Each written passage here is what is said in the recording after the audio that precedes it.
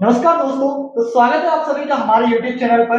तो आज हम बात करने वाले हैं ब्रिक्स के ऊपर। तो जैसा कि आप सभी ने सुना होगा कि हाल फिलहाल में ब्रिक्स जो समिट है और ब्रिक्स जो एक संगठन है वो काफी ज्यादा न्यूज में चर्चा में है। तो उसी के रिगार्डिंग आज हम बात करने वाले हैं। तो हमारे साथ है श्रीमान ललित सर, जो कि करंट अफेयर वगैरह पे अच्छा खासा इनका नॉलेज है। तो उन्हीं से हम बात करते हैं और ब्रिक्स क्या है और सारी डिटेल्स हम इनसे लेते हैं। तो नमस्कार सर। सर, तो आप मुझे ये बताइए कि ब्रिक्स क्या है? ब्रिक्स उभरती अर्थव्यवस्थाओं का एक संगठन है। यदि मैं थोड़ा पीछे ले चलूँ आपको इतिहास में, तो 2000-2001 का साल था जी। जब गोल्ड सैक्समैन इन्वेस्टमेंट फर्म के एक अर्थशास्त्री हुआ करते थे, जिम ओ'नील जी। ओके। तो जिम ओ'नील जी ने ब्राजील, रशिया, इंडिया, चाइना, ये उभरती अर्थव्यवस्थाओं का आकलन किया और उन्होंने एक समग्र एक रिपोर्ट प्रस्तुत की। वो रिपोर्ट जब दुनिया के एरेना में आई, जब विश्व के देशों के पास आई और जो देश थे 4-5 उनके पास गई, तो काफ़ी चौंकाने वाली रिपोर्ट थी। उसके जो आंकड़े थे बहुत बेहतरीन थे। उसमें ये दिख रहा था साफ कि अब जो 19वीं सदी, जैसे कहते हैं ना कि 19वीं शताब्दी पश्चिम के देशों की थी और 20वीं सदी वो पूर्व के देशों की होगी। तो वो उसमें इंगित था, वो उस बात को दर्शा रही थी वो रिपोर्ट। और फिर जब यूएन महासभा हुई, की एक असेंबली हुई महासभा की, यूएन की, तो उसमें इन देशों के जो विदेश मंत्री थे उन्होंने एक अनौपचारिक बैठक की और इस संगठन का धीरे धीरे इस प्रकार से गठन हुआ। सर, तो आपने बताया कि जैसे ये ब्रिक्स एक संगठन है जो कि पूर्व के देशों का संगठन है। और दूसरा मेरा ये क्वेश्चन था आपसे कि अगर ये पूर्व के देशों का है तो ये पश्चिम के देशों का भी कोई संगठन होगा? जी बिल्कुल। G7 एक ग्रुप है, इनकी ग्रुपिंग थी G7, जो कि जो वेस्टर्न कंट्रीज है, इसमें विकसित देश थे। जैसे ब्रिक्स की हम बात कर रहे हैं तो इसमें पूरे विकासशील देश आपको देखने को मिलेंगे, डेवलपिंग कंट्रीज जिनकी अभी उभरती अर्थव्यवस्था है। और जो G7 के देश थे, जैसे फ्रांस हुआ आपका, यूनाइटेड किंगडम हुआ, अमेरिका हुआ, और ये जितने यूरोपियन यूनियन हुआ, तो यूरोप के देश थे, खासकर अमेरिकन देश थे। तो इनकी जो अर्थव्यवस्थाएं थी ये काफी मजबूत थी, क्योंकि आप और हम सबों को ये बात अच्छे से पता है कि इतिहास में कई देश इनके गुलाम रहे हैं और इनकी अर्थव्यवस्थाएं काफी मजबूत थी, क्योंकि वहाँ लोकतंत्र पहले था, पूंजीवादी देश थे। तो पूंजीवादी देशों का एक संगठन था G7। 1975 में, 80 के दशक में आप मोटे तौर पे कह सकते हैं कि ये अस्तित्व में आया था। और ये संगठन काफी अहम है विश्व के स्तर पे, क्योंकि आप यदि आज देखें तो लगभग 44-45% संपत्तियां, 50% की एक जो इकोनॉमी है उसको कवर करता है। और यदि आप पॉपुलेशन की बात करें तो मात्र 10% तक की पॉपुलेशन है इनकी। और जीडीपी भी ये काफी 30 से 32% जीडीपी को कवर कर रहा है। तो ये संगठनों की काफी इम्पोर्टेंस, ये संगठन एक आप ये बोल सकते हैं कि विश्व का एक सबसे बड़ा संगठन था आर्थिक तौर पर। और इसी को काउंटर करने के लिए कहीं न कहीं विकासशील देशों ने एक नया संगठन इजाद किया, और जो ब्रिक्स हम जिसकी बात कर रहे हैं, तो ये संगठन कहीं न कहीं उसी का, आप ये बोल सकते हैं कि जैसे कि वेस्ट के देशों के लिए G7 था, कहीं न कहीं ईस्ट के देश यानी पूर्व के देशों ने इसको काउंटर करने के लिए एक नए संगठन को खड़ा किया था। क्रीमिया वार के बाद जब रशिया का इससे विघटन हुआ, या रशिया को इन्होंने एक्सपेल कर दिया था जब क्रीमिया वार विवाद में, तो जब ये G8 एक्चुअली हुआ करता था कुछ समय, क्योंकि रशिया इसमें मेंबर था। फिर रशिया ने अपने स्तर पे एक नए संगठन की रचना कर दी या गढ़ दिया, तो ये ब्रिक्स वही है कहीं न कहीं। सर, तो ब्रिक्स का इम्पोर्टेंस क्या है? ब्रिक्स का यदि मैं इम्पोर्टेंस की बात करूँ तो आज जो ब्रिक्स देश है जितने भी, चाहे आप बात करें ब्राज़ील की, चाहे आप बात करें रूस की, चाहे बात भारत की करें, चाइना की करें या साउथ अफ्रीका की करें, तो ये जितने भी देश हैं, आज इनकी मार्केट में इकोनॉमी बहुत बड़ी है और ये उभरते सब देश हैं। आज जीडीपी पे इनका कंट्रोल, आज 27 से 28% जो वर्ल्ड की जीडीपी उस पे इनका कंट्रोल है।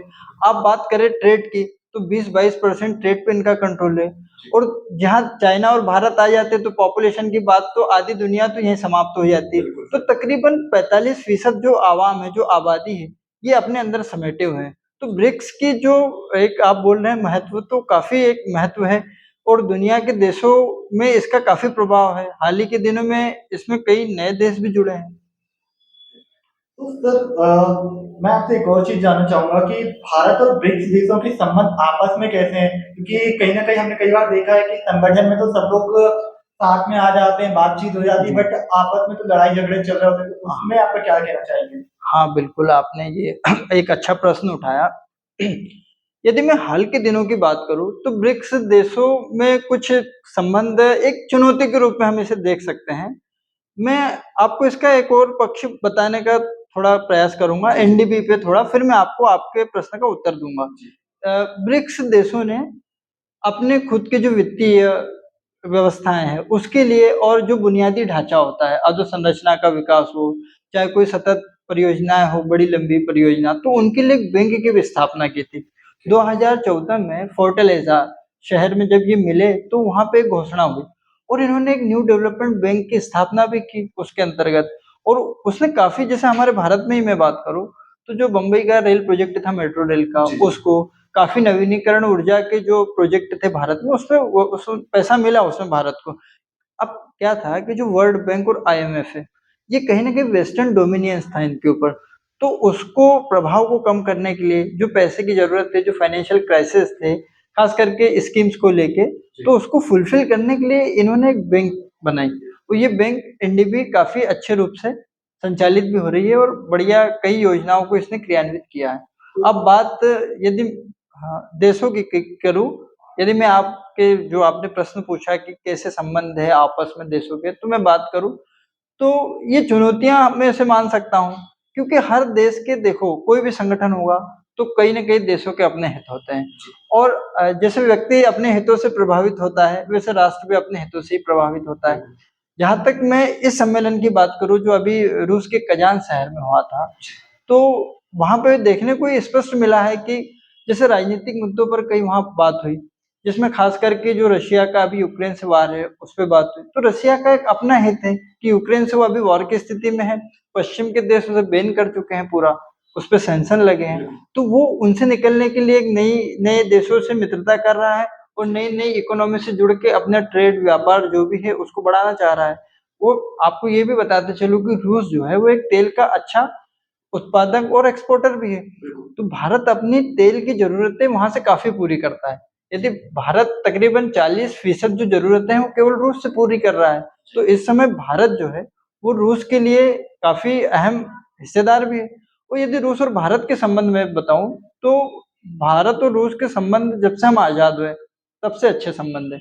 आप ये बोल सकते हैं कि यदि कोई सबसे अच्छा दोस्त हमारा है आज की डेट में तो रसिया ही है। बिल्कुल, ये बात तो आप सही कह रहे पर हैं। यदि मैं एक तरफ बात करता हूँ चाइना की, तो चाइना से भारत की जो सीमा तनाव है, ख़ैर अभी 2-3 दिन पहले पेट्रोलिंग पे बात बनी है और सहमति काम बनी है उसमें कि आप दोनों के जवान पेट्रोलिंग करेंगे और थोड़ा एक पैर पीछे हटाया है चाइना ने ब्रिक्स समिट से 2-3 दिन पहले ही। ये एक अच्छा कदम है, पर बावजूद इसके जो चीन से आपने 2020 में जो गलवान घाटी झड़प हुई थी और उसके बाद जितने भी स्ट्राइक होते रहते हैं, दोनों ओर से फायरिंग, झड़पें बनती रहती हैं और फिर चीन की आदत है कब्ज़ा करना। चीन एक ऐसा देश है कि उसने एक बहुआकांक्षी परियोजना लाया था बॉर्डर रोड इनिशिएटिव। तो उसमें बीआरआई प्रोजेक्ट उसका एक बहुत बड़ा कि वो पूरी दुनिया को जोड़ रहा था। अब उसने जहाँ भी उसने पैसा दिया हो, जहाँ भी उसने अपने पाँव पसारे हो, तो पाँव कब्जे के हिसाब से ही पसारता है कि वो कैसे अपने मार्केट को बढ़ाए। पहली बात तो मार्केट को बढ़ाता है, दूसरा कि चीन में उत्पादन बहुत ज़्यादा है, तो उसको डंपिंग ग्राउंड चाहिए। वो अपने जो सस्ते माल होते हैं, जो सस्ते प्रोडक्ट होते हैं, तो वो उनको दूसरे देशों में पहुँचाता है, वहाँ डंपिंग करता है। आपने पहले देखा होगा थोड़े बहुत साल पहले, अभी दिवाली आने वाली है, कि दिवाली के समय दियों का बड़ा क्रेज़ रहता था भारत में, क्योंकि दियों की दिवाली होती थी। पर बाद के देशों में जैसे चाइना के आपने देखेंगे, आप जब बाहर दुकानों पे निकलते हैं, तो चाइना की फुलझड़ी वो छोटे-छोटे बिल्कुल, इलेक्ट्रिक लाइटिंग वाइटिंग वो एकदम बहुत सी दिखता है। चीज़ें आ गई हैं। आज बाज़ार में इतना है कि हर जगह चाइना, हर तरफ हाँ, उसका ही जलवा दिखता है, खासकर इलेक्ट्रॉनिक बाज़ार में तो अभी हाल में।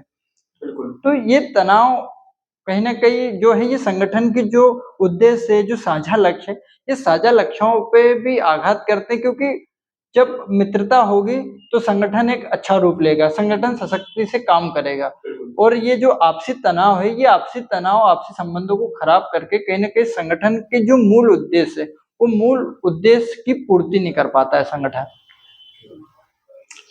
अब सर, मैं आपसे एक और इसी चीज़ को लेके क्वेश्चन करना चाहूँगा कि ब्रिक्स जो है, उसमें हाल ही में मैंने देखा है कि काफ़ी नए देश जुड़ना चाह रहे हैं। तो जी। ऐसा क्यों कि मतलब नए अभी जैसे हमने देखा कि पहले 4 या 5 ही देश हुआ करते थे, बट अब उसमें और नए देश इंटरेस्ट ले रहे हैं जुड़ने के लिए, तो ऐसा क्यों?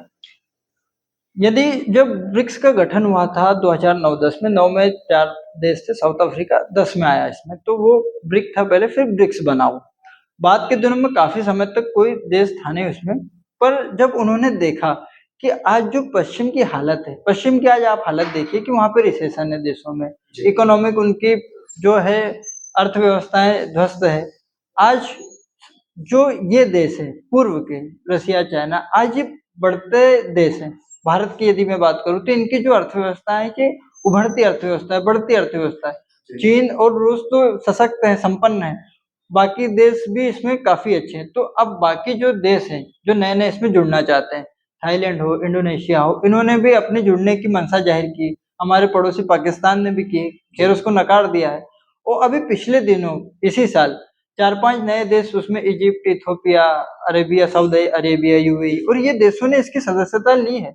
और ये बात का संकेत है कि भाई ये अब उगता सूरज है और इसी को प्रणाम करना है। ये वही वाली बात हो गई। तो दोस्तों आपने देखा कि ब्रिक्स को लेके कितना बढ़िया सर ने अच्छे से समझाया हुआ है। तो मुझे लगता है कि आप लोगों को भी सारी चीज़ समझ में आ गई होंगी। तो इस पॉडकास्ट को हम यहीं पे समाप्त करते हैं और मिलते हैं आपसे एक अगले नए वीडियो में। तब तक के लिए नमस्कार।